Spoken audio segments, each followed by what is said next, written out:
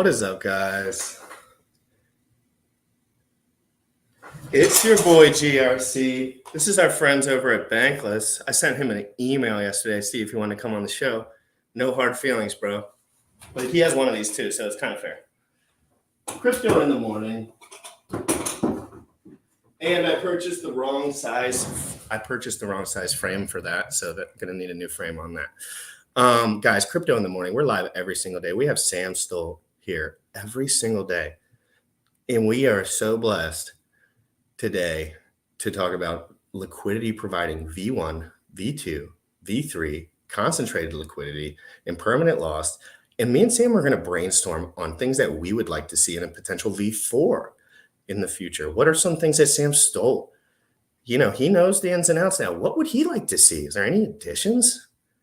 Is Sam Stolt working on anything? Because I think he spilled the beans on something because everyone DM'd me. He must have been on a live stream because he must have been live streaming and spilling some bees about an LP bot and some devs and everyone's in my DMs asking what is going on. And I'm here to tell you, I have not a goddamn clue. I don't know what, but when I see Sam on shows with Hexikins and other people talking B3, I don't always watch them because, you got to protect yourself from, all day long thinking about the same thing. But when I know he's doing his thing, telling people the truth, showing people those nuanced details. That's exactly what we're going to do today. We're going to take the time in the bear market right now to really show people the nuts and bolts of this. You never know. I'm going to be sponsoring and shilling NFTs like it's nobody's business in 3 months like BitBoy. And we need to know, what is this NFT stuff? Is this just trading on Uniswap? Is there a future here, Sam? Or do we need to reset? Is there just a bunch of NFTs with no liquidity that people say have a US dollar attached to it, but there's no one buying? I want to figure out and talk about a lot of these concepts today. Crypto in the morning. This is going to be a good one, guys. I have a few videos up. I got a few articles. I want to talk to Sam. If you provide liquidity within a range rather than on a V2, you could be earning up to 8 times more per day. And it's hard to grasp when you're newer in the system with the money and all that stuff. But I'm telling you, I'm getting there. Sam's getting there. I mean, Sam's been there. But we're in the crypto world. I'm excited. Crypto in the morning every single day. I want to see biceps in the chat. And I did tweet this out, Sam. Go over there and retweet that. And I'm going to drop it below. Well, DeFi Proof is saying what's up to the crowd, guys. I've been having an amazing day so far. God bless every one of you. You already know what time it is. Crypto in the morning. Crypto in the morning. Crypto in the morning. Waiting on phone. Crypto in the morning. Crypto in the morning. We're gonna take notes. Crypto in the morning. Crypto in the morning. Crypto in the morning. Waiting on phone. Crypto in the morning. Crypto in the morning. We're gonna take notes. Smoking a blunt on my way to the gym. 11 a.m. and I'm already tuned in. Got me some hacks and I'm making a stake. Got me some heads on, I'm making it rain. Pay me some maxi and that's just in case. Jim ready sent me to show you the way. DeFi proof. Crypto in the morning. Crypto in the morning. Crypto in the morning. Waiting on phone. Crypto in the morning. Crypto in the morning. We're gonna take notes. Crypto in the morning. Crypto in the morning. Crypto in the morning. Waiting on phone. Crypto in the morning. Crypto in the morning. We're gonna take notes.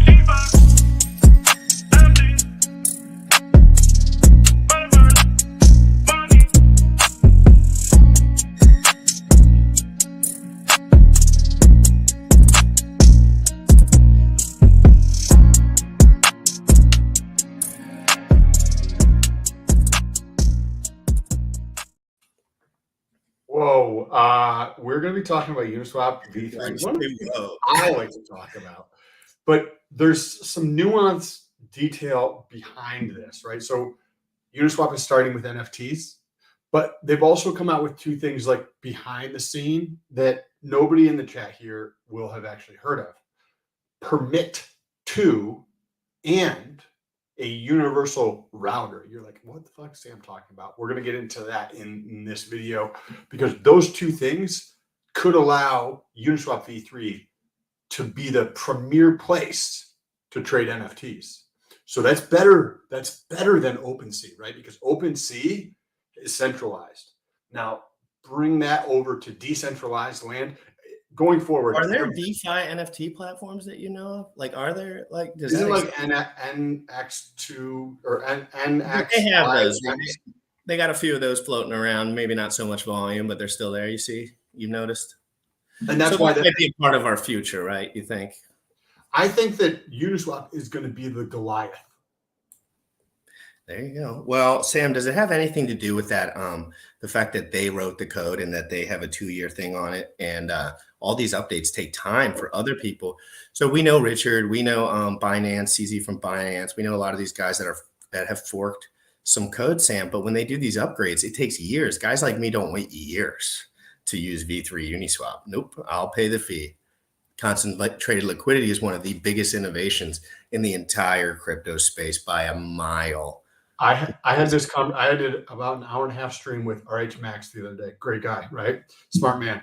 And he had not known about the innovations in V3 to the depth that we talked about them in. V3 is not only superior from an LP standpoint, it is superior from a user standpoint, as well as from a casual observer or an analyst. Because from a user standpoint, you can get deeper liquidity because V2 is artificially inefficient. It forces the market to be fucked up in a way. That's one way to think about it, right? From the LP standpoint, concentrated liquidity is amazing, right? And then from an analyst standpoint, from a research standpoint, V3 actually gives you new information that V2 doesn't have. Now, think about those. It's better for users. It's better for people who provide liquidity. It's better for anybody who's just trying to get information about a token or the market. And yet, PulseX is V2, right? Well, PulseX is testing it. So, Well, like he said, by the time it comes out, the licensing should be fair game. I don't know if we ever touched on that, but I asked them a couple of those questions at some point, and I got some decent answers that people were basically saying they're going to be anticipating that at this point. And I am going to be anticipating that at this point.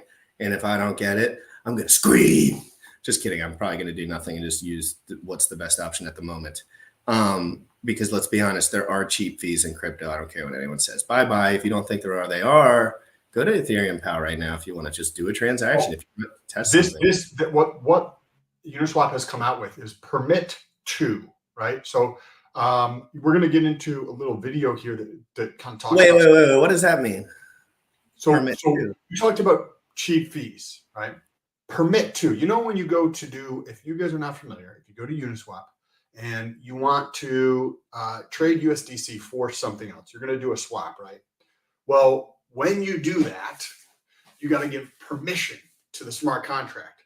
So you go through and you're like, press permission, right? And then you pay a small fee. Generally, it's going to be under $2. Then you have to actually go through and do a swap, and you pay another fee. And if you're doing multiple transactions with USDC, you might have to do that 3, 4, 5, 6 times, depending on how many transactions you're doing. Meaning, you just pay extra fees for no effing reason.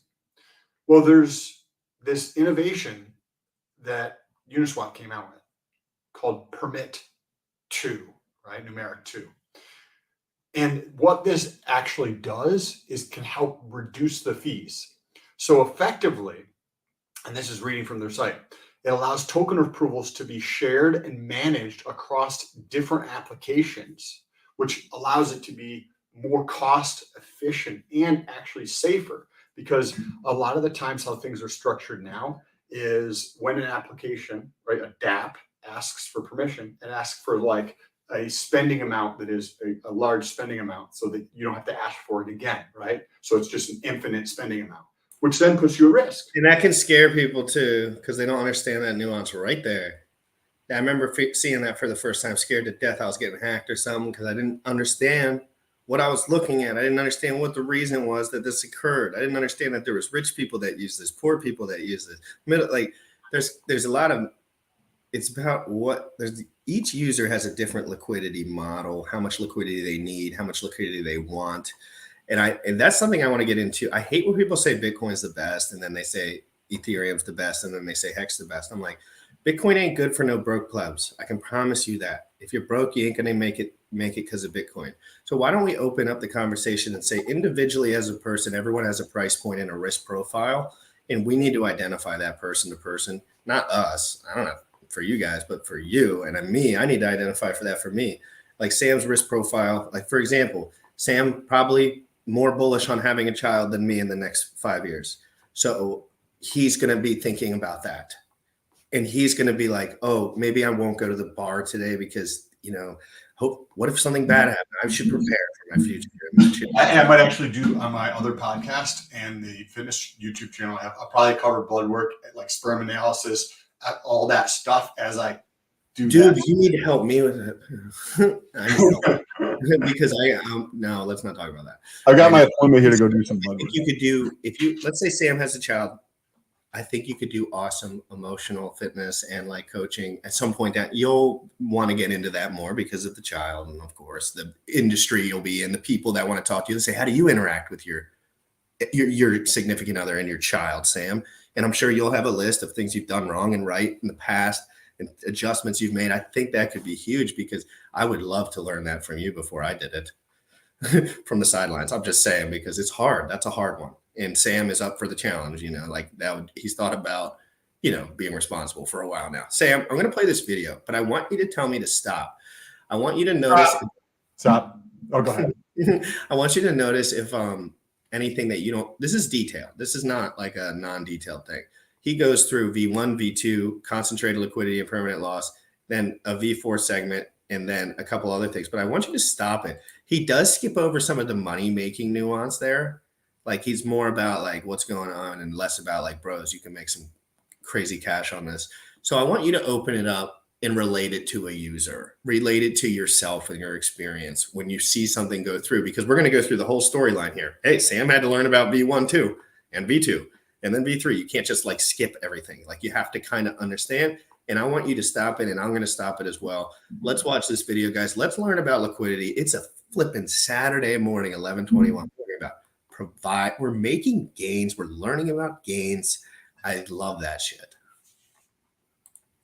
Be a very precise video explaining Uniswap V1, V2, and the newest update V3 to my subscribers so that they can understand how it works. It is very technical, but very powerful. So I'm going to spend a decent amount of time ensuring that you can understand it. Welcome to Whiteboard Crypto, the #1 YouTube channel for crypto education, and here we explain topics of the cryptocurrency world using analogies, stories, and examples so that you can easily understand them. In this video, we're going to explain what in the world Uniswap is, what the crazy developers did to improve it in the recent version 3, and at the end, I'm going to give you my thoughts on what could cause this token to triple in price. Let's first go over Uniswap V1. Uniswap V1 allows traders on the Ethereum network to use a new system of trading called an automated market maker to allow traders to trade with a pool of money at any point in time with very low fees, and they could theoretically trade for an infinite amount of coins. First off, we have an amazing video on automated market makers that people have loved. You should definitely watch that video if you don't understand this next section. So how does all this trading... Sam, can you just say and I'll say my piece, what is an AMM? What does that mean when people hear that they think automatic, super technical? What is that in a quick way, if you don't mind? So let's understand what it means, like why it's here to start with, because I think that'll help people. If you go to Coinbase, if you go to Robinhood, you pick your broker and you go there and you have Tesla and you want somebody to take the other side of it, right? Well, there is the centralized entity that will take the other side of that, right? Coinbase, Robinhood, etc. Now, when you want to make this completely decentralized and there's no centralized entity, what happens? Well, it has to be code, right? It has to be math. So they came up with this very simple formula. It sounds complex, but it's actually very simple. And this is what most DEXs actually use. It's called an AMM. So there's 3 or 4 different types of AMM. There's a constant market maker, constant sum market maker. There's several different ones, but the most common formula, X times Y equals K. And all it is a mathematical formula that allows you to trade between A and B assets. That's all. It just helps you, it allows you to go from asset A to asset B and not having a third-party entity, not having a centralized entity take the bag on the other side. We don't Can I want. open it up for 1 second? Because I have a question. Yeah, of course. You know how there's a pair? You know how sometimes I have low liquid, like I have a couple computers. Sometimes there's a couple $100 in a Zen or in a Hex or in a Hedron. And I just don't feel like having it over there, not paying attention over there, whatever. So maybe I'll swap it to USDC and just send it to my major computer, right? Or sometimes I see a pair on there, Sam, a V3 pair that has a little more juice. I'm talking 3%, 5% juice. I like breaking even on the gas fee. As everyone knows from my tweet this morning, I spent $7,500 on gas fees this year. $7,500. A lot of that was on BNBP within 4 days. But that was probably half of it. But like, so really, and I'm writing it off and I'm getting I got all my stuff. I'm trying my best. I'm going to do it once. I'm going to do it once and then I'm going to hire someone next time. But I need to know what I'm doing first. I don't want to hire someone if I don't know what I'm doing, because then I can't smash them if they're wrong. This is my, hey, I have no, I have the time right now. So I'm going to focus on that. And I'm going to be doing shows on my evolution within that with Sam and without Sam, because guys, $7,500 as a personal loss on a business is pretty cool. If you don't have that much income and you didn't, you know what I mean? Like it's nice. It's a cool little chunk. So another thing is just on the tax front, but we're going to get back into the topic here. There's something called tax loss carry forwards. So 3 years ago, when I started one of my businesses, I was investing into the business. I was paying for internet. I bought my computer, except I bought a laptop and bought this other stuff. Tax loss carry what? Forward. Tax loss carry forward. Yep. And effectively what that means is, say in that year I had $900 of income, right? So I had $900 of income, but say I had $9,000 of losses. I'm paying for things, trying to get them up to speed, don't know what I'm doing, trying marketing, learning stuff, setting up the business, paying for that, etc. So I have $9,000 of losses and I have $1,000 of income. So at the end of the year, you're like, oh, well, what happens with those other expenses? I'm just SOL. No. Those $8,000 of losses get carried forward. That's why it's called a tax loss carry forward. So in year one, you have $8,000 of losses net, right? $1,000 of income minus $9,000 of expenses. Boom, you net that. $8,000 gets carried forward to year number 2. Now, year number 2, say it's a reverse. Say it's $9,000 of income and $1,000 of expenses. Well, that means you'd have to pay taxes on $8,000, right, of income. But you can actually take your $8,000 and subtract it off of your income, so you can pay 0 in taxes. I'm gonna write all my shit down, but I'm not paying a goddamn thing until I talk to you. I'm just writing it because I just need to know how to write it. It's actually kind of confusing, but if you only have 3 computers, it's not the worst because you can kind of like work through it. I've only been on Ethereum and Binance. But imagine, Sam, if I was a 10-chain junkie. I'm just not. I'm just an Ethereum guy. And BNBP came out. I got a little excited about Binance. I started playing over there. But that's it. That is it. So thank God I wasn't on all these other things. Let's do a show on tax preparation, because I think that would be valuable for a lot of people. And before I start the video, Sam, Tony Huge and Leo from Leo Longevity, I'm a big fan of Leo Longevity and Tony Huge, Sam, had a good back and forth on the subject. Sam, I bet you we could get them on the show and have a chat after I prep, of course, because I would need to prep. Because Sam, actually a quasi friend and a stream companion at some point of Tony Huge and very similar work over there. I have contacted Leo Longevity over 100 times, and he talks to me back and forth whenever he has a minute on Instagram, because I love his work. He's one of my favorite, most detailed, unbiased, really. I don't know what he's doing anymore, but that was back in the day. Hey, Pacific NW_Hex, the biggest tax secret in crypto.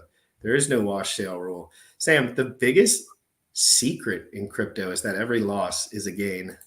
Every loss. Also, but that's an important. So I haven't verified it, right? What does that mean? No wash sale rule. I think I just read that, but I didn't think about it. So think about, if you have, and I'm trying to recall this, so I don't know if this is going to be 100% accurate. Somebody can correct me in the chat if they like. If you have an asset that was $10,000 when you bought it, and now it's $4,000 or $5,000, right? You would be like, okay, cool. Let me take a loss on that, and then you have $5,000 loss. capital loss that you can write off against capital gains, right? So you're like, okay, cool, that's tax efficient. And if it's held in a business or a holding company, there could be other benefits to that. Not having a wash sale means you could sell that on December 31st, right? So that you get a $5,000 loss. The price on January 1st is still $5,000 and you buy it back. So you buy it back for $5,000 the next day. You just pay the transaction cost, but that effectively has given you $5,000. Is that what centralized exchanges do all the time? In crypto, I'm sure they do. Why on Gate.io do I see $852,000 of trading volume in 24 hours for Zen crypto? I'm like sitting over here trying to figure that out on my own time. I know there's a reason. I know there is a reason. I just, in wash trading and that kind of thing, I'm trying to figure out the low fees, how people interact with that with bigger money. It's very interesting. The bots. Well, think about if you're a crypto exchange, right? Especially in 2022, you've got a massive amount of income, right? Just hypothetically, right? Even though we know that they're laying off people, we know that their incomes come down, we know that they're going out of business, right? But hypothetically, you got several $1 million of income, right? And then you also have your portfolio of crypto that at the beginning of the year was X, and now it's 20% of that value or 10% of that value. So you're like, there's no wash sale. I've got at the beginning of the year $100 million of Ethereum. Today, that $100 million of Ethereum is only worth $15 million. So what I could do could be potentially all the way down to 10, in my opinion. 10 or a little less. What somebody could do, and I'm sure they are doing this, is throughout the month of December, you sell your position so that you have zero in Ethereum now. And we'll say your average price got you $15 million. That means you were able to claim a $85 million loss, even though you know the prices are going to go up. And then through the month of January, you just buy your shit back. That's what the no wash sale is. Like if you own a firm that does this, you should definitely do this. All right, after this comment, we have to go back because the context gets lost. And guys, RH unblocked me last night. You know it's time to celebrate. On Hex's 3rd birthday, RH unblocks the gym rat. Guys, there's a storyline for the ages. But in all seriousness, I really enjoy the work in the community, and I want to be, friendly with everyone at a minimum. Say hi to Pacific. Oh, I'm sorry. Hey, first of all, you're doing nothing but impressing me in every way all the time. So, and I really appreciate your friendship and your donations. We DM back and forth as much as I can. I do try to get back to everyone when I can, but I appreciate you very much. So Sam has it right. I lost it. You cannot do it with stocks or equities, but there's no law for crypto yet. So if you are down 20K on XYZ, sell it, get your loss, and buy it back. Yeah, Sam. Okay, we'll open that up at another episode, a whole episode, because if that is true, again, I don't know this. I'm just writing my stuff down, which 99.9% of people never do anyway. So I think I'm ahead of the game, and I'm willing to learn this stuff. And if this is true, I will be taking every possible advantage that I can this year, and I will spend hours on it just to learn it, because I probably won't do this every year. I want to do it because what the fuck? Next year I'll know this, and then I won't have to be so stressed out and thinking about it. I'll just do it, and it'll be more like fluid, if you know what I mean. And so guys, thank you so much for the super chats. They mean a lot, and I appreciate every single one of you. And I really want you to retweet the tweet, and we're gonna get back to the video. And I told Sam I want to cut into this video, and I want to talk these concepts. They need to be opened up. This is a great video, and I watched it 15 times, and you did not. So we're going to open up, and I need more work. I want more work. I want more learning. I want more understanding. I feel like I'm still an infant, but I do feel like I'm doing a good job. So I think we can just all keep learning together. Bear market is awesome. Best time in crypto. Happen. Dude, well, Sam, LP in the bear market next year. What? How? Oh, I don't even want to know the numbers. I don't want to know the numbers. I don't care if it's 1%, 4%, 3%. It's going to be nuclear gains every single second. You mentioned that this dude in the video doesn't get into the money piece very much. He does, but he just skims by it. When he gets into that, I'll pull up the calculator and we can get into it in a little bit more depth. Because he brings up the 1 to 8x too. So like right at that point when he brings up that, he's like, generally on a V2, you can expect this, and generally on, and then he kind of just cuts it right there. We'll open it up, but let's get through it. Uniswap V1, V2, and V3. And I have one more question to the chat. Can you sell out of a V2 pair? And on what front end on Uniswap can you sell out of a V2 Oh, pair? good question. Clarify that a little bit for people. V2, is there a specific front end for V2 Uniswap, or is it only SushiSwap or the other dexes that are available for V2?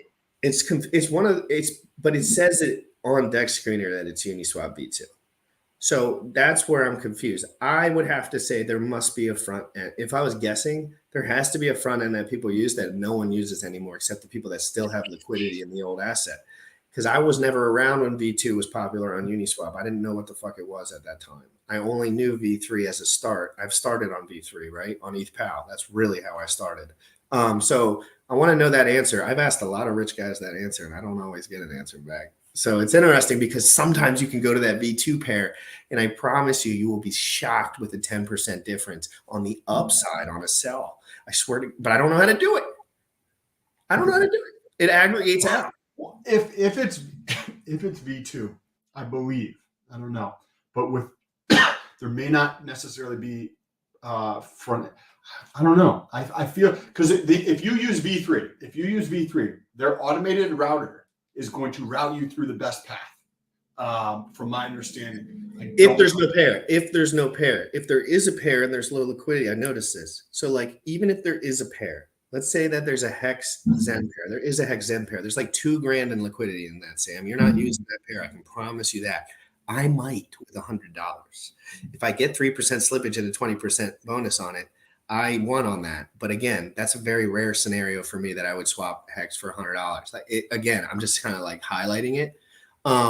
So isn't that pretty crazy though, Sam, that if that pair is actually bound, that it moves through that pair, even if there's more liquidity elsewhere, you might even get a better deal elsewhere. It'll aggregate through that pair unless you switch the pair.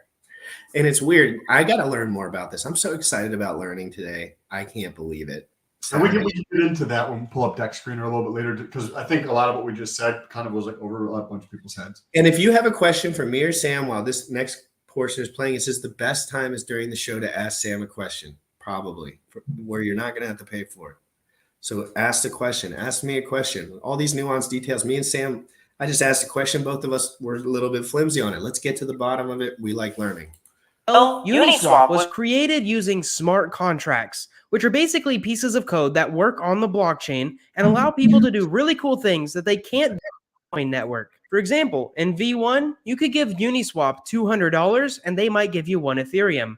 After that, you might give them $200 again, and this time they'd give you 0.8 Ethereum. This is because since you bought Ethereum, the price of Ethereum went up and the pool charged you more for it. This is because since you bought Ethereum, the price went up. And because of that, the pool charged you more for it. Now, if you want to learn more exactly how this formula works and also how smart contracts work, check the description below for our in-depth explanations of them. The money in the pool is deposited by other investors. So basically, investors come along, they deposit their money, and then you get to trade with their money. Now, version 1 had many different liquidity pools, but all of the pools had to contain at least Ethereum. For example, you could have a USDC and Ethereum pool and a basic attention token and Ethereum pool, among hundreds of other pools. However, if you wanted to trade USDC that you had for basic attention token that someone else had, you'd have to interact with each pool, meaning extra work.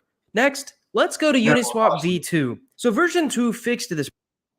And more costly. V1 was more costly because everything was tied to Ethereum. So if you have USDC and you want to get into some other token, you have to go from USDC to Ethereum, then from Ethereum into that other token. And it was more costly. Shit, there was no USDC pairs until I guess they came about with the rich guys started pairing them up. That's interesting. So Sam, you know about Hex was actually a USDC pair to initially. Mm-hmm. And then it became later on a giant whale came in with a big ETH bag and he paired it right up. And it was wild. And that changed the dynamics of Hex forever. Something people rarely note within those liquidity pools. Something people rarely upside when you just have a USDC pair is kind of sky's the limit, right, Sam? Because what is it bound to? It's really there's also more transactions in ETH Hex, then ETH, and then USDC Hex. I'm looking at it right now. Oh, so there's actually more like per person. Like there's more people moving through that pair. What do you see as the liquidity? 2.1? Or it was at 2 last time I saw it. 6.8 and 1.7. So 6.8 in Hex USDC and 1.7 in Hex Ethereum. And that's actually bullish. So that's kind of bullish that ETH pair is drying up a little bit and that USDC pair is gaining steam. I see Richard Hart working right now. That's just an opinion of mine. You know, like I know how these things work. I've watched this very closely every single day since I've been here. And I learned from Richard Hart about degen liquidity being legit and like buying assets before anyone knows how to buy them, buying assets when no one has anything left to sell, buying assets when everyone forgets what even is going on. I remember Richard saying the best time to buy an asset is when the liquidity is drying the fuck up and you think it's going to zero. But when it's fat and happy, you ain't making a big difference. Couldn't agree more with Mr. Melv Tony. I haven't had this much fun on the internet ever, dude. Me neither. Ever in a billion years have I never thought this experience was possible. I thought being on the computer was treacherous. It is the greatest. And now we recognize you guys, people in the chat, like Unsuitable, Bitfinesse, Pierre, Pacific isn't here. Those are just off the top of my head, but there's a boatload of people in the chat. We don't know your face necessarily or your real name, but we do recognize you and we appreciate you in the chat. And I know a lot of these guys too. Like I know a lot, like Bitfinesse. Like I've talked to Bitfinesse many a time. A lot of these guys I talk to in my DM, Sam. My biggest, some of my biggest positive attributes is that I have a lot of time. So I too try to Sam has less time than me. It really is. He's just got a lot of different things moving around, and I'm in a little bit of a fresh slate situation. So I try my best to get in contact with these guys because I want to be friends with some good guys moving forward. My internet friends, you know, me and Sam are internet friends, believe it or not. I'm not saying we'll never meet each other and be real friends, but me and Sam aren't worried about that. Like, I don't give a fuck. Like, what am I going to do? Touch his ass, give him a pat on the ass? What's it for what? Like, what am I going to do? Say, good job, man. I'm so happy that I can touch you. Like, no, that's the only reason I don't talk to Sam is for the touchies. I just want to talk to him because of the brain. Because of I want men in my life that I can believe and trust. And it's pretty cool that you can do that from the computer. I had no idea you could do that. Like me and Sam have always been friends, but you know, you can do the same thing in real life. And it's actually a lot less negative externalities for a man that's building a business. Right? Yeah. Like you can be friends. Like we're friends. Like I like his girlfriend. But we don't have to be up each other's. Like I'm not gonna play like. Some people don't even know that we've never met. We've never met. I have reached out to him 6 years ago, begging for goddamn mercy, and I don't even know if he knew what I was. I probably didn't seem like it, but I was hurting, and I didn't know what to do. And I was like, this guy's happy every single day. So I literally, it was about muscle at the time. I thought it was, but it really wasn't. It was about the fact that he was happy all the time, and I was like, dude, I want to do that. But anyway, side note, guys. Sorry, it's the weekend and producer guys, biceps in the chat for producer Bullish, lots of family stuff. And he's around that age where a lot of his family is older and, you know, getting to the point where he has small children and he's running around like a chicken with his head cut off. And you know how it goes. So biceps in the chat for Bullish. We miss him, but we just got to let him take his time and get back. And we will be seeing him all over the place once again. So let's get back to the video, guys. Great side notes. Lots of tax alpha on my notepad from this show. Didn't expect it. But I got 3 tax alpha notes from the show so far, from the chat and you, and I'm stoked on that.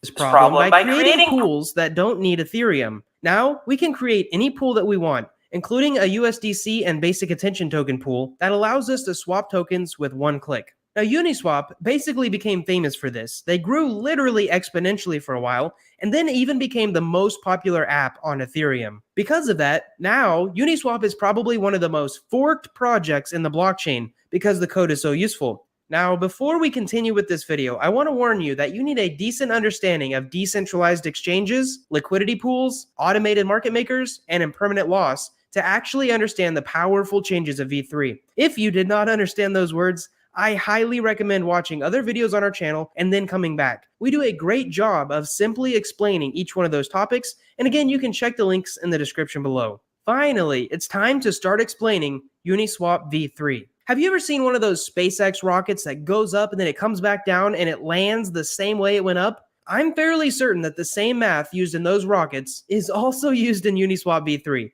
That's how complex it starts to get. Now, short of explaining rocket science, bear with me as I explain what took me about 12 hours, 44 breaks, and about 7 Uniswap experts to teach me. First off, Uniswap v3 was launched around March of 2021.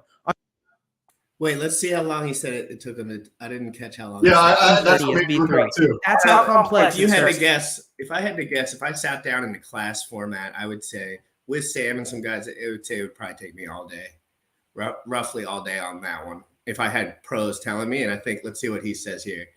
To get. Now, short of explaining rocket science, bear with me as I explain what took me about 12 hours, 44 breaks, and about 7 Uniswap experts to teach me. First off, Uniswap v3 was launched around March of 2021 on both the Ethereum mainnet as well as the Optimism mainnet, which if you don't know what Optimism is, it's a secondary network used to scale Ethereum. Now, just like v2 had one big update, the big update in v3 is called concentrated liquidity. Now, liquidity, if you don't already know, basically means money that you provide to someone else so that they can use it for something. In this case, it's trading. Let's go over concentrated liquidity. Now, the benefit of concentrated liquidity is that you can make your money work even harder for you simply by giving it some rules.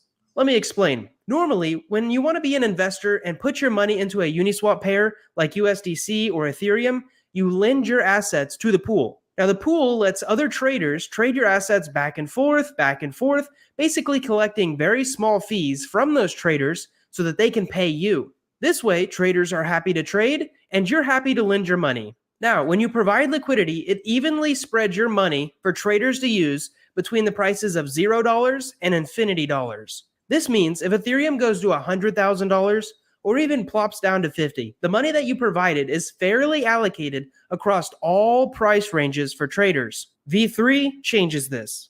Instead of letting your assets be spread thin across all price ranges, you can now select where you want to deploy your concentrated liquidity. So instead of giving it some USDC and then some Ethereum and then basically collecting fees here and there, you can say, here's some USDC and some Ethereum, but only let it be used between the prices of $3,000 and $4,000. The benefit to this is that your capital is essentially multiplied, and we'll get into that later. When the price falls out of both of those ranges, two major things happen. Number one, you obviously stop earning fees. Now, this is quite simple, as you only provided your assets to collect fees in those ranges. Number two, your liquidity or the money that you provided will be turned into one single asset. For example, let's say that Ethereum is crashing. It crashes from $3,500 to $1,000.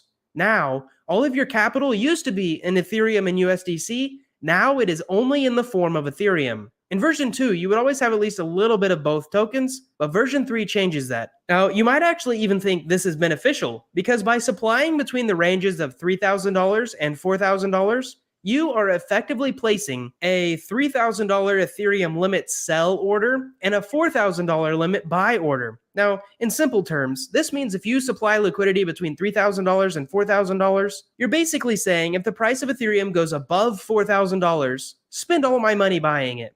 But if the price goes below $3,000, sell all of my Ethereum. And of course, there's going to be a little bit of impermanent loss, but that's for another video. Next up, we have the concentration multiplier. So let's go over an example of why this matters. Here at Whiteboard Crypto, we love examples. Me and you both supply liquidity to an Ethereum and USDC liquidity pool. Now for this example, let's assume Ethereum is $1,750. You do it in the way that it was done in version 2, where the liquidity is spread evenly across all price ranges. And you invested $10,000. I, on the other hand, I use the special rocket science math and supply my liquidity. I decide to supply an equal amount of $10,000 to the pool, but only when the price of Ethereum ranges from $1,500 to $2,500. Now, let's get into the important. So it kind of, I don't think that was the best way to explain. But it kind of is. But like, Sam, what do you think? Because he's mentioning like you can't really just put 10,000 of both on each pool unless it's 50-50. But what do we know about ETH USDC? That's probably 50-50. Like Sam knows that. Sam kind of like, I learned that because Sam was learning about that at some point, and he was like trying to figure his way through understanding why some pairs were 37-63, why some pairs were 70-30. And it really just comes down to the newness and how much people want it, how really speculatively sticky the asset is, and how much volume and all of that stuff, Sam. So he's saying he waits for certain price points to put 10,000 on both sides. Is that accurate? Like with the ETH USDC pair, if you might not know that because you might not look at that one. I mean, you could opportunistically provide liquidity. There's a Uniswap blog post that I was going to read through today talking about JIT, which is just-in-time liquidity. I don't know exactly what they mean there, but say, for example, you have HEX and USDC, right?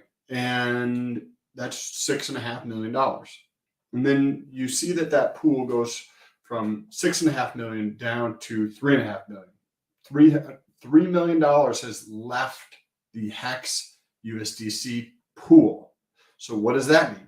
That means that you could opportunistically put money in there, assuming volume hasn't changed. If the volume's the same and somebody went through and pulled the money out, cool. There's an opportunity there, right? So there's less money that's getting spread around, and you can grab a bigger piece. Think of like spreading butter on a little baguette, right? You got your little baguette and you spread your butter on there, right? Now think about spreading the same amount of butter on a piece of toast.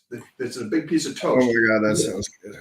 You get less money, and that the butter is the money. Butter's fucking delicious. So why do some guys that are super rich maybe not want guys like me that, you know, I could make money in the future? I could, who knows? But like learning about making volume in a decentralized way sometimes takes away from their little butter, Sam. Well, in this community, I think it might just be because they want you to drive the price up.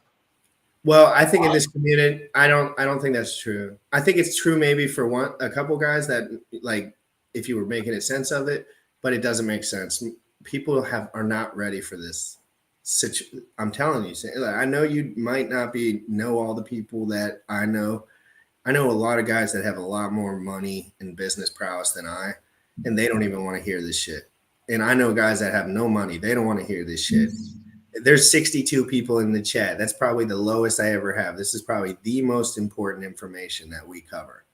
And it's fine. I don't, frankly, I don't care. I like the guys in here to understand what's going on. So, but seriously, Sam, guys like you, guys like me, aren't people that have entrepreneurial wants and growth thoughts and scaling. Like this is an amazing tool for that person, but I just don't think it's for most people. Just like NFTs, which we'll talk about at the end with the Uniswap, it's not really what I'm going to do at all. Like, I don't like it. I don't like the future of it. I think it's clunky. I think it's going to take too long. I think Sam's kids will probably love NFT stuff, but I don't think Sam will. And I'm going to do the things right now where I can make US dollar while everything's going to fucking zero. And this is what that is. And people don't want to hear it, Sam, unless they're super good at shit. But I think it's just an education piece, right?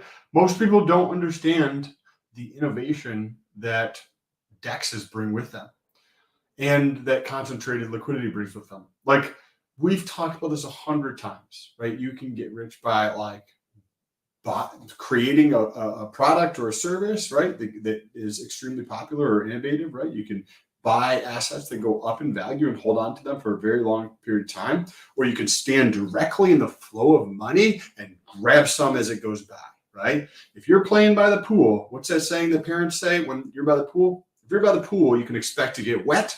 Well, if you stand right in the fucking middle of where money flows, you think you're going to grab some? Yeah. And with concentrated liquidity, with DEXs, this allows us, we've never had access to this before. The common peasant has never had access to this before. And people talk about the token this and the token that and all that kind of stuff. Great, fantastic. That's super cool. Yeah, the token is the biggest garbage thing I've ever seen, dude. The guy he mentions the token, and I got a little softy for him now. I kind of hate him after it because he's like, I think V4 could pump the token, but then I thought for 1 second, what if they integrate the token, Sam, into the V4 process? I'm not here to say innovation is dead. I'm not here to say that Vitalik is not the smartest guy in the room. I'm not here to say that duct tape tokens can't grow, but I am telling you that there's no reason to buy Uniswap token at this point, unless you just want price appreciation from ding dongs, really, in a fast 40 grand. That was a free airdrop. At the top, it was worth 40 grand. Every single person, Sam, at the top, that free airdrop for using Uniswap, 40 fucking grand. And today it's probably to a certain users. I highly doubt it was to everybody. I don't know how they scaled that. I had a random buddy, okay, a buddy of mine I go surfing with, and he used Uniswap back then, and he showed me that. And I can't remember if the rate was just like a one-time rate if you used it. Like I don't know how they did the distribution. If anyone knows how they distributed that, just specifically drop it below. I wasn't around or focused at that moment in time. But my buddy lost all his money in Celsius and Bitcoin anyway, so all that's gone, and it's gone. We can get into V4 conjecture at the end of this video or whatever. Do you have any ideas about, dude? What if you could, dude? There was a guy from jail who wrote a law that got people out of jail. What if from this show we could write some innovations and someone from Ethereum got hold of them? Because these things aren't that hard to think on if you really focus and think on them, but it's the solidity part that all that shit. So let's get into this more. This has been a good episode for me. I'm just happy as could be today. I don't know why. I think Zen and ETH might I might have to throw some on some ETH. What fees do we both collect? Well, it really depends on the volume that Ethereum is trading at. But let's assume that you collect 4% a year. So $400. Me, on the other hand, who deployed my capital in a specific range, will earn 8 1/3 times that much. So 3,000. So Sam, do you want to pull up the calculator? And I'm going to rewind that one more time, guys. So Sam's going to do the calculation on that. It's going to be fun. And I think he's close, right? But not, I think it's more for Sam. It's closer to 4,000, not just 8. But yes. Like the numbers are a little like, I want to, because he does 4% a year and then 8.33x on the other side. So I want to let's go back for a second. Ethereum is trading at push to the pool, but only when the price of Ethereum ranges from $1,500 to $2,500. Now, let's get into the important question. What fees do we both collect? Well, it really depends on the volume that Ethereum is trading at. But let's assume that you collect 4% a year. So $400. Me, on the other hand, who deployed my capital in a specific range, will earn 8 1/3 times that much. So $3,332. Even though we invested the same amount. I know what you're thinking. This isn't to say that it comes without risks, because there is a case when I could get wrecked with impermanent loss. Anyways, as long as the price does stay in that range, I will earn a much better return than you. An even better way of thinking about it is like this. Yes, so I have we got the calculator pulled up here. So this is, if you're not familiar with this, folks, it's uniswap.fish. Uniswap.fish. We have the Ethereum network. You can choose whatever network you like. You pick the token. So we're going to do the pair of Ethereum to USDC. You have these 4 boxes down here. So in the bottom here, it will tell you where most people are putting their capital. And you're like, well, I want to put mine in the 1% group. Where you're like, I want to make 1% versus 0.05%. Cool. But you know what happens in the 1% group? Nobody uses it. Well, nobody can. 1% group, that's slippage related, right? So basically, if you're in a fat pair, you ain't putting 1% slippage on shit unless you're Mr. RH Hoskinson, fucking, those guys will put but I don't even know if that's how they would operate. So yeah, rarely you just wouldn't have a beat on that unless you were a whale. And it just doesn't seem like the price point that the average user would pay on Uniswap be like $100 to like $5,000 would seem more like the average person, right, Sam? Yeah, this is the most people don't have fucking money. We already understand that. Like most people, the biggest thing that would help everybody, or the vast majority of people, is focusing on figuring out how you can improve your life, financially speaking. And through that process, you need to be a better human being. You need to have more character. You need to be a better leader. You need to step up in all the fucking areas in your life you're not stepping up. Like it's really fucking simple, right? But that would be tremendously helpful for a lot of people so that they could have $20,000 to put in here to generate fees, right? In this case here, let's talk about the concentrated, right? So this here, you can go full range, right? So we just click this toggle here for full range, right? So for full range, you're earning 0.22% per month, or 2.7% annually, right? So you're like, oh, okay, that's really not a great return, right? Well, let's toggle this off and let's bring this range in. So the range is inside these green lines. Let's bring it in here. It might only stay inside of this range for a short period of time, like maybe a day or two, but that's fine because once you see the amount of returns you can make on 20 grand, you'll be like, yeah, that's okay with me, right? $100 per day. You can take your 20 grand and make $3,500 a month. Let me say that again. You can take 20 grand and make $3,500 per month. Wait, Sam, I heard the average American makes roughly that much money per month, if not less. I don't know, actually, that number. The average household, which is a little bit different than the individual, but the average household is about $60,000 a year, right? That's what? Come on. That's two people? Yep. Oh, wait, average. That would be everyone. Yeah. Husband, wife, right? The average household makes about 60 grand here in the United States. So everyone with that house that has boy. The middle class is the middle class is a fancy way of saying poverty. If you're in the middle class, it's fucking you don't have any money. Upper middle class means like you survived enough to like not be dying from bills.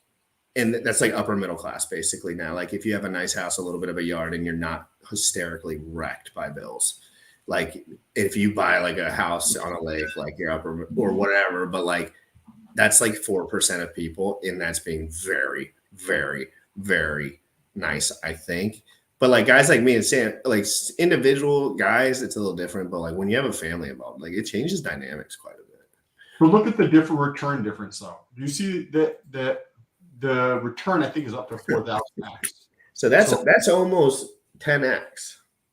That's like 20. That's like 80x or something relative to a full range. And you can come in closer. So this is what a range order looks like, right? So I brought these in. You get to see they're very close together. Right? Well, I can do an example of this for two pairs I know a lot. So why don't you put in Zen and ETH real quick? Zen might not come up because it's too much of like a specialty type of a token, but we'll see. Is that an ETH you said? Yeah. Okay, let's see. It pops up. Okay, great. It does. It doesn't. Okay, so basically, Sam, I want you to put the Zen price to 0.05 would be the lowest. So it's close to that now. It's right at that range now. Let me look up the price on my end. Well, no, you don't say. You can just leave the price here as what it is. I'm so used to doing it on ETH Power, they don't have the chart. Yeah. So this is the price here. So this is effectively there's what is that 121 million. And I know that I really do feel that 100%, 50% on the upside, and then 10% on the downside for where it's at right now. It's where I would put the range.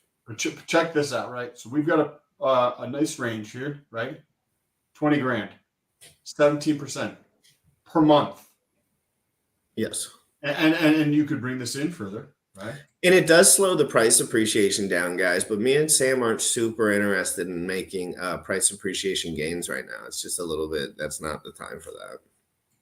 Because the other thing you can do is, so say you're earning $100 a day, $150 a day, right? So that means in a week you're earning about $1,000, right? So every week you pull your $1,000 and you buy whatever asset that you like, right?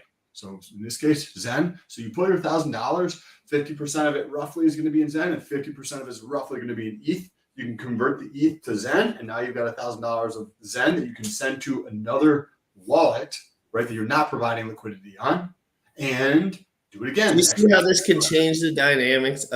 Not us teach. Let's say there's 100 guys like us, right, that are teaching this, not necessarily doing it themselves. So let's say this becomes like adopted by the average like crypto guy. Not like now it's like the average specialized crypto guy knows this shit. But like when the average regular crypto guy knows this shit, it's going to change the dynamics. But I think the one thing about Hex, Sam, that people don't like, I'm not saying they don't like you, they just maybe don't jive with the content.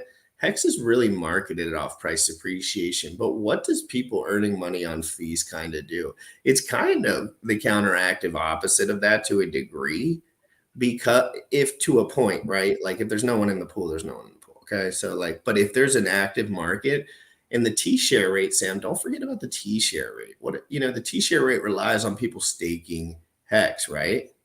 So that's in like a self-reflective loop kind of, because it's burnt and then the T-share rate ratchets up and then the next person has to you can like the T-share I rate. know, and I don't want you to say it. I don't want you to say it.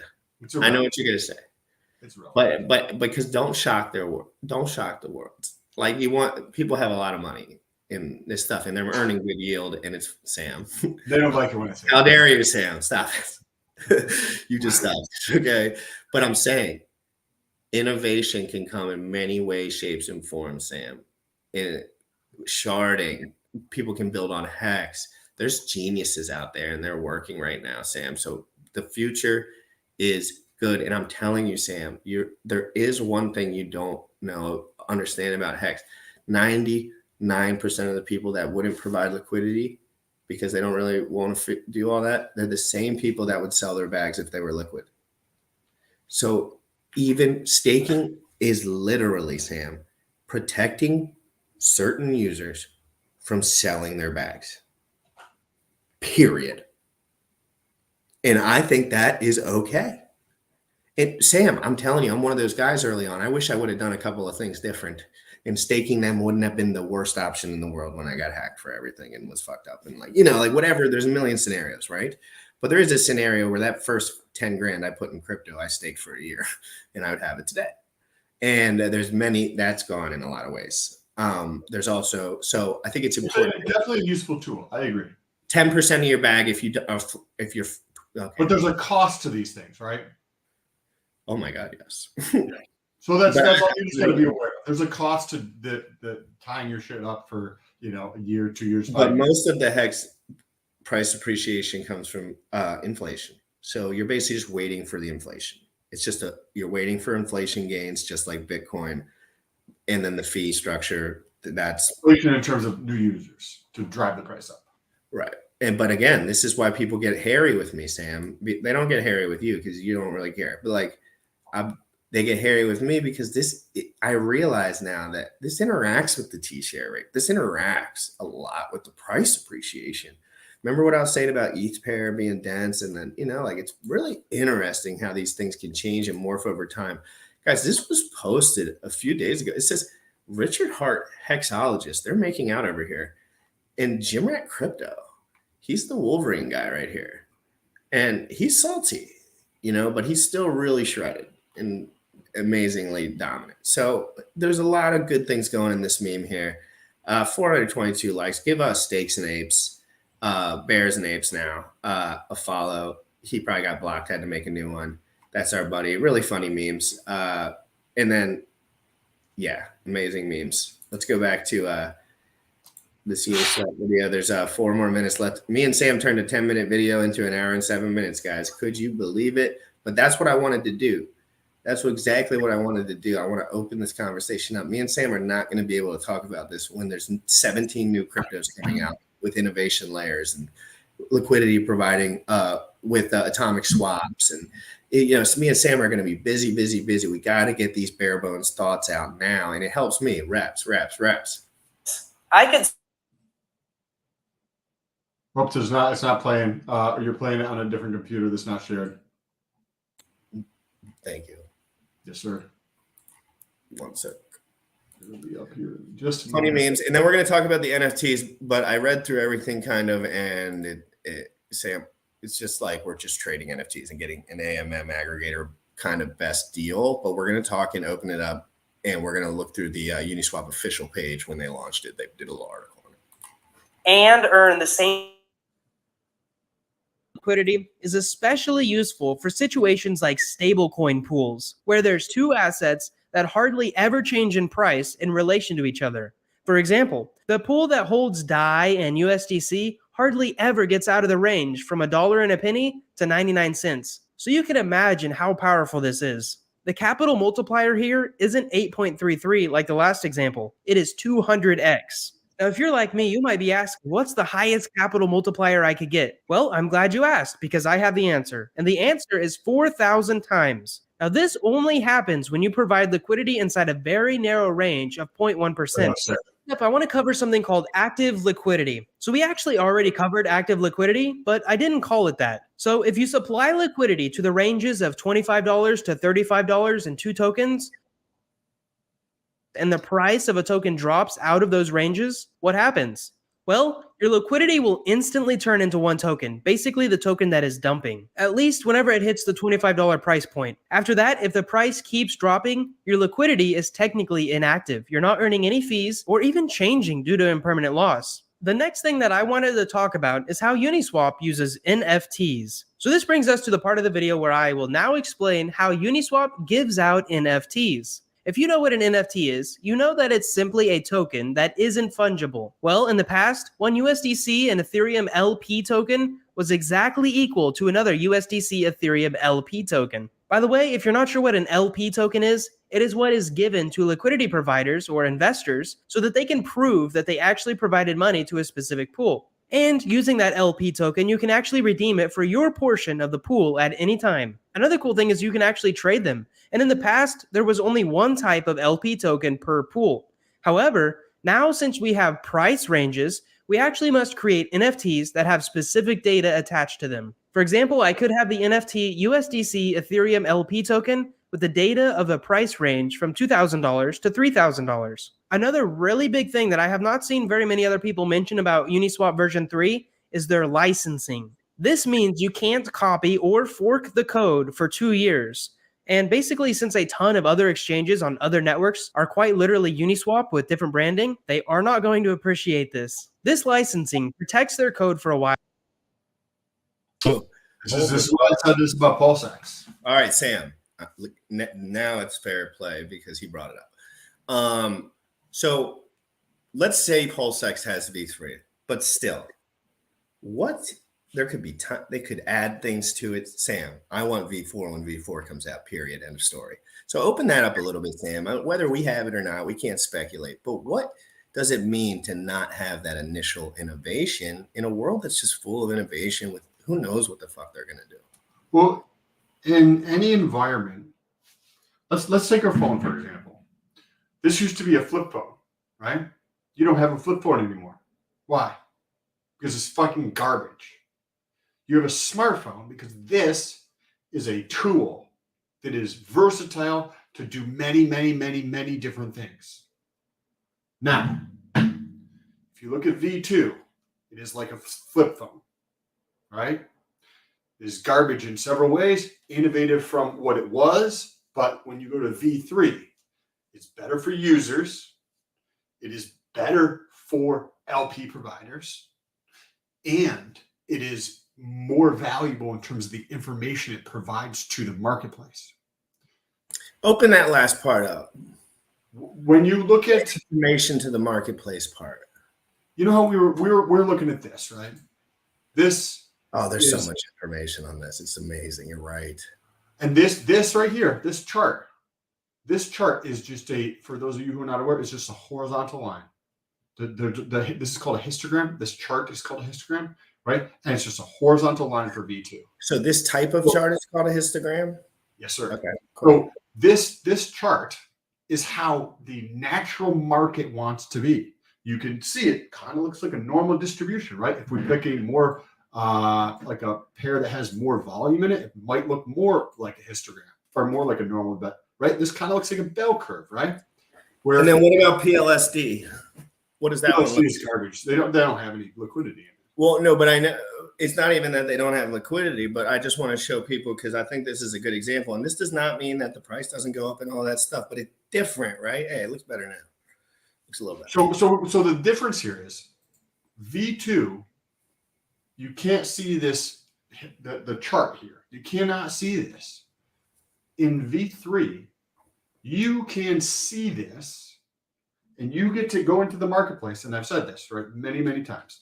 In any efficient market, over a long enough period of time, you're going to have 50% of the buyers on one side and 50% of the sellers on the other side, right? It's going to be about 50% on either side. When there's a discrepancy, maybe it's 80-20, the only way you could see that is with V3. V2, that is physically not possible. V3, you get to actually see this you're able to watch this in the marketplace and understand what's going on. So any casual market observer, any analyst, anybody doing research, anybody trying to understand the marketplace cannot get that data from V2.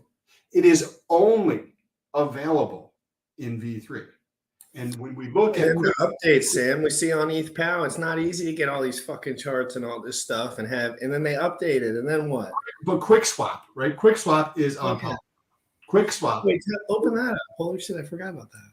QuickSwap paid, according to their post in June, about $350,000 to actually get the license for V3 from Uniswap. So if they're paying $350,000, right? QuickSwap is on Polygon, so it's got a lot cheaper fees, and they're paying for this. So what is $350,000 on $1.9 billion?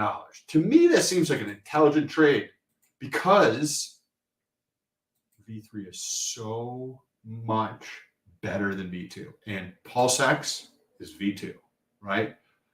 Maybe he just pays for the license. Maybe he waits until after May, right? There's three basic options here. You pay the license, right?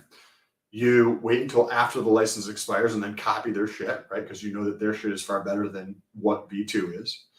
Or you develop your own version of concentrated liquidity without infringing on their license, right? That's going to be a lot of work. These are smart people, right?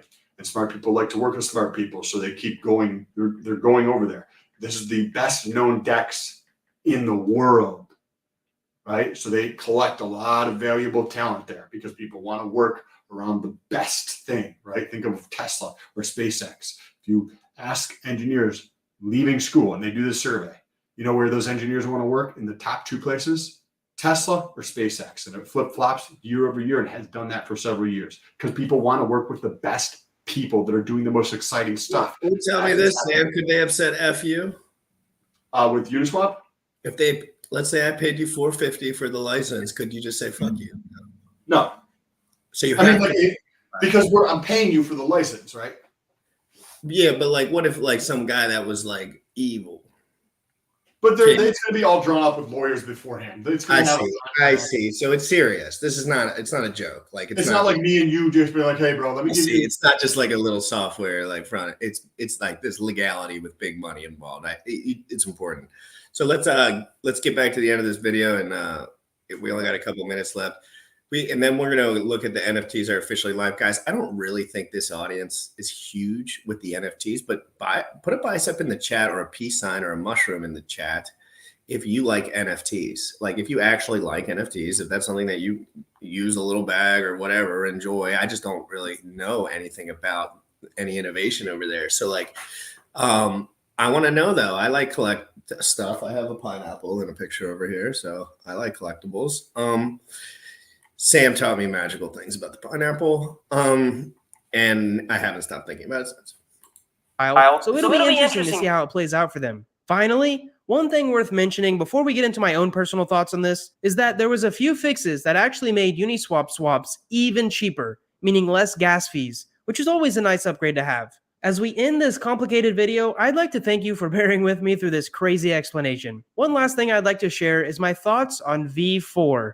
Now, I have no idea what these amazing developers will come up with in a future version, but something I'd personally like to see is in the form of passive income for Uniswap token holders. I was thinking something like a very, very small portion of all fees on Uniswap that basically goes back into buying the Uniswap token, essentially meaning it is an asset-producing token that continually buys itself. Sam, we've heard it all before. Do you like that idea? I was actually responding to something else, and I did not hear what he Basically, said. He's saying, like everyone says, he's hoping that V4 involves somehow the people that own Uniswap token earning a small amount of fees, just a hair or something. I mean, if you think about and a buy and burn on that too, is what he said. Do you like that? Like this whole buy and burn thing is so regurgitated garbage a lot of the time. It's so fucking. I'm going to smack the next person that says the price goes straight up because of the burn. Like that they're going to get hit, and I'm going to end up in trouble. That's why I don't leave my house, because it's like that's not how it works at all. These people don't understand why the price moves, but then they try to tell you why the price is going to go up in the future based on a digit not being on there anymore, but the pool not changing.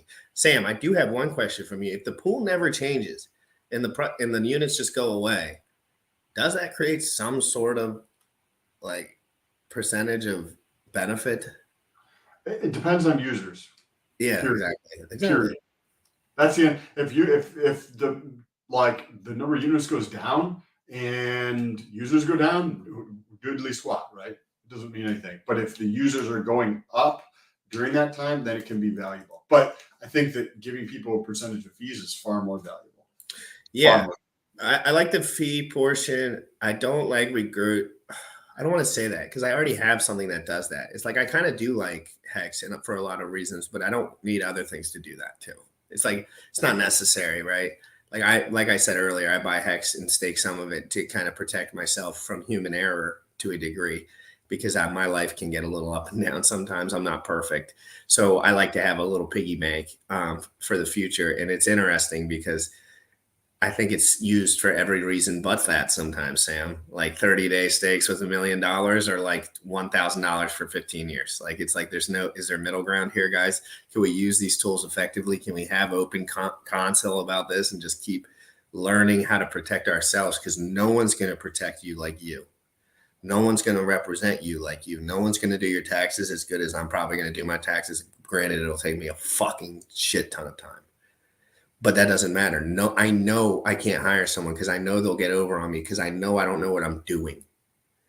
Period. And Sam, what am I supposed to do? Tell Sam I know what I'm doing, but I don't, and then talk about like, no, I gotta figure this shit out. Right? Like, and it's not on anyone else. And I don't have to do it. I could just waste all my money this bear market and get a tax agent, Sam. I could do that. But next year's LP gains on that money is going to be, I think about that. I think about my Ethereum bags next year in the bear run next year when they're touching 10K and everyone's freaking out, Sam. Everyone's losing their mind. Imagine if Bitcoin dropped down to 60K and then we were whatever is going on at the time. Anyway, let's play the end of this video and then I'm going to read through the NFT article and then, hey, could you sell Wattses on Uniswap? Yeah. Fuck yeah. It's just should mean that the price. I know, but I don't use anything but Uniswap, so it's nice that I could do it. Like it's the only place I do anything. Should appreciate. It would be really cool to see such a large-scale platform actually try this. Anyways, that would also give more of a reason for investors to buy Uniswap. Now that's just my 2 cents. Hopefully you guys have enjoyed this. As you actually get into this, I'm going to jump off. I have to do something before I get into that next meeting. Oops. But this is, I'll let you get into it, but effectively an aggregator, right? So Sam, can you just give your 2 cents on it? I don't know why it's playing, Sam. It won't stop. Music. There you go. I think that 2 cents on it before you head out, and I'll read the article. Reducing trust or increasing the trust by using code instead of a centralized entity like OpenSea is a valuable thing and will migrate all of the users here over time. I think when you piggyback on the universal router that I'll be covering in a future video that Uniswap has implemented and permit to, not only do the users want to go to an area where not all this, it's not centralized, right? But they can go into, because they haven't talked, I read through the same article, they didn't talk about the fees, right? So you have to pay a fee, right? That's probably just an income generator to Uniswap in this case here, but the fee can be lower than OpenSea and these other platforms when you factor in the universal router and you factor in permit to, and that it's a new platform. I don't know. I'm excited for this. Not that I like NFTs that much, but I'm excited for Uniswap, right? And what they're going to build in the future. Appreciate you, bro. I hope you enjoy it, guys. Enjoy Yes, this. appreciate you, bro. And if I get 20 retweets before that's over, I'm probably going to have a little tax show, maybe prep, maybe get a guest, maybe get some. I'm going to try to get some guests on. And do you have any time today? I'm just curious. If you don't, you don't. Well, today's kind of busy, but possibly this evening. If I get a heavy hitter, bro, I'm trying to get Jack on and one other guy and we talk about some concepts that aren't maybe ERC20. We can always do a pre-recorded show. Oh shit, I forgot about that. Oh yeah, that was money. Who did we do that? Oh, with Famous. That was nice because I didn't have to read the chat and I could talk. properly. It was great. Sam's got interesting thoughts about famous Bucks, so you watch your fucking back. Just kidding. Not really, just kidding. But anyway, get out of here before I say something stupid. Peace out. All right, guys, what's going on? It would be wise to provide liquidity at a price point where you are comfortable selling at. I would not recommend doing these levels regarding Hex. Famous, you would say any famous, all you do is say positive things about Hex. It's been going down for 500 days straight. We've been doing this for a long time. Hex is not going anywhere unless ETH goes somewhere, period, end of story, unless the ETH pair dries up, which, that could happen. But the truth is, Hex is heavy. It's not going to fly Godwick, and you're going to lose all your money right away. You might lose to impermanent loss on what? A 5-cent Hex? Hex was 5 cents a month and a half ago. It went down to 2 cents, and then it went back up to 3, and everyone thinks it's bullish again because of Hex's birthday. You have to be realistic. You can't let your bias make you feel like something's going to happen. You can't use enough of your bag for it to matter. You're supposed to have stakes. Hex is not that valuable liquid in a bear market, period. End of story. So you're either going to use it or you're going to stake it. And having USDC is extremely valuable. If I lose to impermanent loss on my Hex LP to USDC, I'm not going to care at all. And I'm going to wait a week, and the price is probably going to dip lower. And that is the truth. The truth is, there's not that much volume on Hex right now. There's not that many buyers. There's not as many stakers as there was. There's not as many users. I'm not saying that can't change, but you have to wait. You have to wait. And you have to wait a long time. And Hex has been down for more time than it's been up. Basically. And more people have been down on Hex for a long time. And I think it's starting to put in perspective for the average user that's been down for 500 days. I've made thousands of dollars on, not from staking. I can promise you that. But I made more money on BNBP than I ever have on Hex. Ever. I think that's a pretty bold statement, but it's true.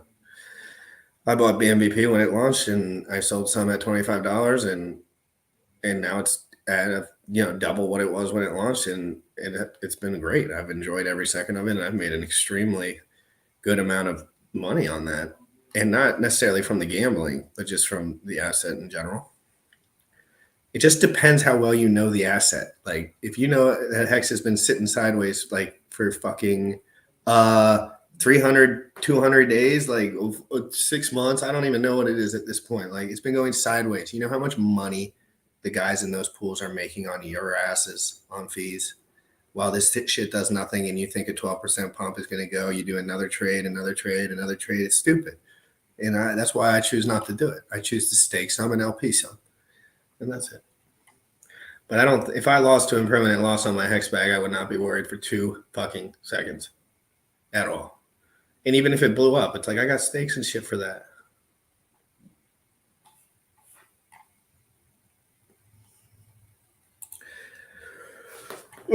Anyway, BNBP at maturity will produce some juicy APY. Dude, I love BNBP because so many of the people around me gamble, and it just takes all the middlemen out of it. I might do a show on that later. So I love Jacob too. Here, let's talk about these NFTs real quick. I might just go for like another half an hour and just show you guys some cool stuff that I've been looking at. I don't have many NFTs except Watts's and a couple of Polygon and an HSI. So today, trade your favorite tokens with an NFT all in one place. Starting today, you can trade NFTs across major marketplaces and find more listings and better prices to celebrate NFTs on Uniswap. We are airdropping approximately 5 million USD to certain historical Genie users and offering it looks like there's some sort of airdrop to USD to Genie users. So if any of you guys use Genie, you can get an airdrop. I don't even know what that is. Genie users are offering gas rebates to the first 22,000 NFT users. More on that below. We are also continue to be open source, trustless, and self-custodial. And yeah, so that's what we really like about Ethereum.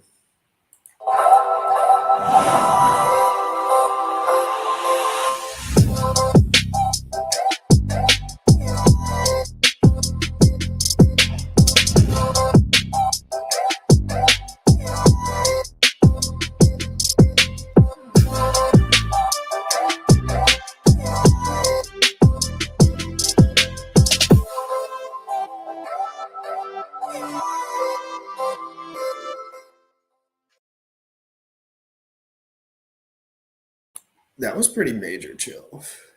Chill little situation right there. I didn't even look at it. It was just a good music. NFTs and ERC20 tokens have largely existed as two separate ecosystems within crypto, but both are essentially to growing the digital economy. Launching NFTs on Uniswap is the first step in building more interoperable experiences between the two to bring users the first-rate experience they've come to expect with Uniswap. We built the aggregator to deliver. You hear that, guys? It's an aggregator. They're just getting the best price from different platforms. That's what that means if you don't know. To deliver better prices, faster indexes, safer smart contracts, and efficient execution. With Uniswap, the NFT ecosystem can expect more listings at better prices. Aggregators deliver better prices by combining multiple marketplaces. Kind of adds more liquidity in that way, which is really interesting in the NFT space because we know there's no liquidity or buyer liquidity. Like NFTs can be weird. It's like buyer seller rather than liquidity pool. More gas savings. Save up to 15% on the gas costs compared to the other NFT aggregators. Ooh, get smoked. And purchasing across marketplaces powered by our new open source universal router contract. Uniswap's aggregator can save tens of thousands of gas units over other marketplaces. Pretty interesting. Genie airdrop, guys. I don't know what Genie is, but we're going to check it out right now. We are distributing approximately 5 million USDC. What? To certain historical Genie users, show our gratitude to long-term Genie users and welcome them to the Uniswap community based on a snapshot taken April 15, 2022. We've created 2 tiers for receipts. The $300 tier is available to wallets that completed more than 1 transaction before the snapshot. The $1,000 tier is available to wallets that held the Genie Genesis NFT as one of the as of the snapshot. So if you hold the Genie Genesis NFT as of the snapshot. I don't know what that is. Users are eligible per unique address, meaning multiple Genie's NFTs in the same wallet are eligible once. So you can only get 1 per wallet. It looks like this tier is available to wallets that purchased a Genie/Genesis NFT or a Genie/Gem NFT between 5:59 p.m. and 9:15 p.m. UTC on June 21st. Users are eligible for both tiers and can claim their airdrop in USDC on app.uniswap.org for the next 12 months. Connect your wallet and click the wallet drop down in the right. If you're eligible for the airdrop, there will be an option to claim it. Gas rebate promotion. Not going to read it. If you spent a bunch of gas on Genie, you're good to go. So it's interesting. I got a couple Pokegons that lost like all their value and shit. So maybe I can do something with it. You would do single-sided. They don't have that on Uniswap. I fucked that up. I thought that's what it was about, but they already have single-sided NFTs on I can't remember the platform, but I read up to it and looked at it at some point. So you can earn fees single-sided on it and like swap through like your picture and their picture, and it's more about like the value. I don't know. I don't want to talk about it. Yeah, there's no LP on there. I fucked that up. That's why I assumed. I didn't know. It was just, but it's cool. But yeah, Santa, my bad. You guys want to look at BMVP or no? There's a cool new dashboard. I like BMVP because I think people will use it in the future, and I just want to make sure that I was like talking about it because Jacob's a whiz. Does it not work on this computer or something? Oh, here we go.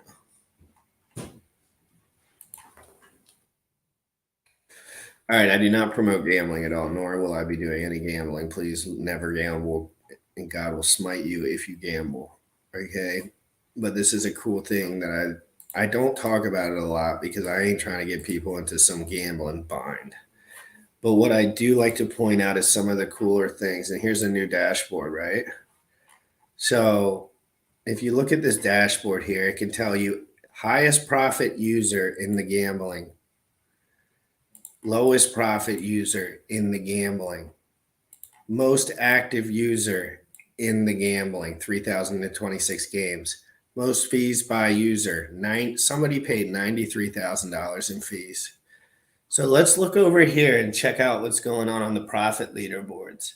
Up here, we got a guy with 231 games played, and he's up $24,000 in profit. Pretty cool.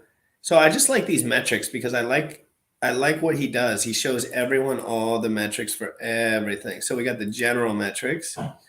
And this is the stuff I would have looked for in the past if I was doing any kind of gambling, which I never would. I would only be at church during such hours. But highest single win, $104,000. That means one person won $104,000 on a single game. Luckiest winner, 0.14%. That means they had less than a 1/100th. I mean, just about a 1/1000th of a chance. And they won $5,409. That means they probably put in $5.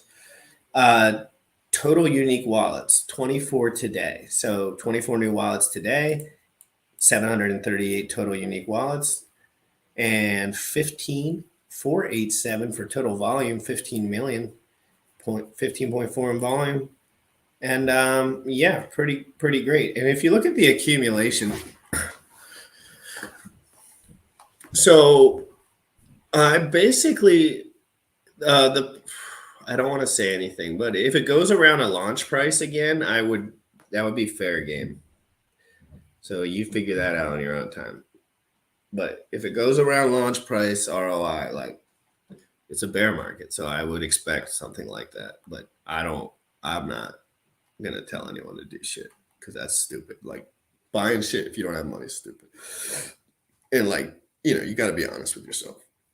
So let's look at the stakes, right? So we see here you can stake, and you can stake a minimum of 5 BNBP, and you stake it for 100 days, and then you earn an airdrop reward as well from the game, along with your stake reward. There's a lottery in here, so at any point, somebody can perform this lottery. You click here, you pay a gas fee, and then it goes to everyone in the group. So this like fills up, as you can see down here. There's lots of airdrops. It fills up, drops to all the stakers. Burn event. So there's massive burning on this product. There's 1 million of these tokens, I think. And but the participation phase, which is 70% complete, that is the benefit you get from using BNBP in the pot. You get a reward for 100 days or so until this gets to 100%, which would be, it's at 67,732 right now. So once this gets to 100,000, all of these people will be airdropped these BNBP from playing the game. This is just the leaderboard, so this is the top. But so the top user has made 18,486 BNBP, and so when these get distributed, there's going to be a lot on the market. But just remember, there's only so much liquidity. The price can only go so low. There could be scoopies, but only if you're into that kind of shit.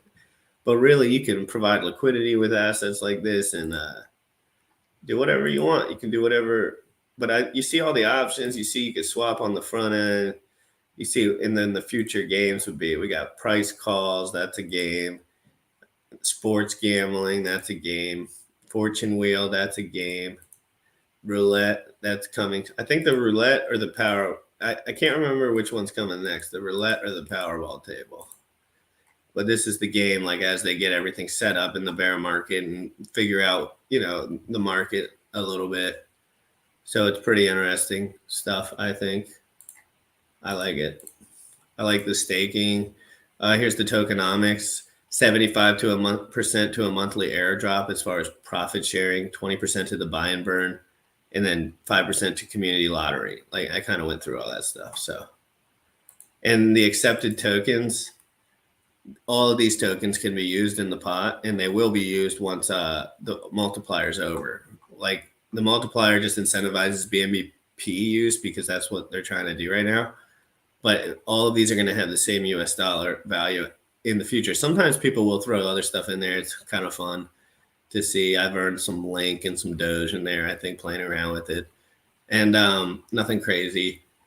So, yeah, I think it's pretty cool. And when all these have the same valuation within the gambling, like scene, I think there's going to be different people from different communities flowing in here. And all that money that comes in, it gets burnt right here. You can see at the bottom, there's a burn rate. And that goes to the stakers, And I kind of like that. I just like ideas and new things and like use case. And like, that's something that I didn't get in at launch, by the way. I didn't get in the sacrifice phase. I just bought like the day it came out because I was like, I think this might be good. And then the price went up 500%, and then it went down to like a double, which is normal. It's like exactly what you would expect. Guys, if you love my channel, just hit the like button real quick. Smash all the buttons. I don't want to do any gambling while I'm on here, but I don't think that's necessary. And I couldn't even do it with this. I don't have any crypto on this computer anyway, or any MetaMask. So, yeah, great to see everyone. It's been crazy. I did an episode with Chad Marks, was in federal prison for 40 years. He owns Ethereum, he owns Dogecoin. He shared his most brutal prison stories, and that was 2 days ago. So if you want to see that video, that was one of my favorite first interview. I'm going to try to start getting interviews not for the show, but for a different time, and do them on my channel and really get interviews from people from different walks of life. And I think that could be something that is good to do. So if you have any suggestions for me on the show, if you want to donate, I have a link below. If you want to do anything to help me, the best thing you can do is share, go on Twitter, retweet some stuff. If I get 20 retweets, well, I guess I should check right now. I doubt I got to it, but I haven't checked. The chat's a little weak today. My boys are in there, my main boys. Oh, you know what? You guys will want to retweet. I know you don't want to retweet the tax stuff, the Uniswap V3 stuff, but I think Richard unblocked me because of this bad boy. I said, Heck's third birthday. Immutable code, 100% interest. 100% uptime, trustless yield. What a ride it has been. Unblock me, Richard Hartwin. Bull market soon. And as you can see, I got the picture delivered of that. Oh, God dang, the bankless guy. I apologize for not remembering his name because I watch his content all the time. But like, they don't list their names all the place. They like always says bankless. And he's a smart dude and a good dude, to be honest. But he just needs to learn, like, don't centralize death. Don't do that. Stop doing that. So let's go over to Richard and see. Oh, wait. I can look at Richard's stuff again. Incredible. Just like that. And we'll close it with this. You know when that time and place is? Now, today. Because a lot of you guys that are watching the stream right now, you guys are still at risk because you won't listen. You give your private keys to other people. You give your private keys to people that say they're going to give you yield. You give your private keys to people that say, give us all your money and we'll give you a little bit of return. And then you hope and you beg and you pray, please let me get my principal back. And please let me get a little bit of yield, please. Even though these guys run off with all the money. A lot of you people watching right now are going to lose millions of more dollars because you avoid the wonderful advice that I give you for free. Not your keys, not your coins. You got admin keys, you're going to get wrecked. This is some stuff I think is funny. FTX founder who gets people wrecked for a living advertises in e-gaming to get kids wrecked so that when they're old enough, they can go lose all their money. Margin trading. Puts his name on gaming stadiums so that people that watch millionaires go bounce rubber balls around, they can go get wrecked. Margin trading. The international platform, it's a margin trading platform. It's a derivatives platform. And by the way, it's all derivative. So you don't even have to buy real Bitcoin. They just make all the money. Bitcoin doesn't even receive price appreciation from it. Awesome. So this guy. As you know, a lot of people have been hurt, genuinely hurt. One of the letters I got, I want to read to you, Sam, because it's from a gentleman who said that he lost his life savings. And the subject line is, Sam Bankman-Fried stole $2 million from me. It says, Andrew, can you please ask SBF why he decided to steal my life savings? Not your keys, not your coins. Thank you, Richard, for helping me get to the point where I had full custody of all my cryptocurrency so I didn't get permanently wrecked by centralized, narcissistic, Adderall-addicted, beanbag hoeing, Bahama mamas like SBF can't have my money. I'm so happy, Richard, I couldn't see any of his tweets. I don't have another Twitter, so I was like, fucked. Then Bullish was gone. I was fucked. But now I'm unfucked because now I could read some of his Twitter action in the morning. Anyway, guys, it's been an incredible day. I'll probably come on later.